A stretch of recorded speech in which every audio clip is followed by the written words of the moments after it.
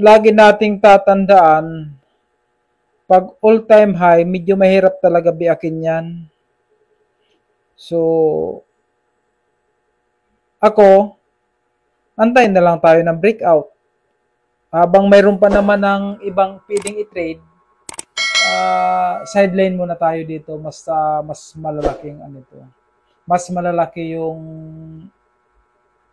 ups and down nila, yung volatile talaga siya. Ingat lang, ingat lang. Ingat lang sa pagtitrade kasi alam naman natin sa lahat ng mga stock market, crypto, mas risky talaga yung crypto kaysa stock market. Kaya ingat lang. Pero pag nakuha natin yung strategy natin, nakabuo tayo ng sarili nating strategy, mas maganda ito sa ating pang-araw-araw na ginagawa.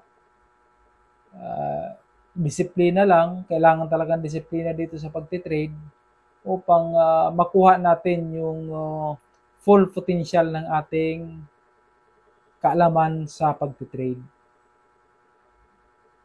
Kahit anong galing natin mag-analyze, kung hindi naman natin na-disiplina ang sarili natin, hindi kasi natin masusunod talaga yung ina-analyze natin.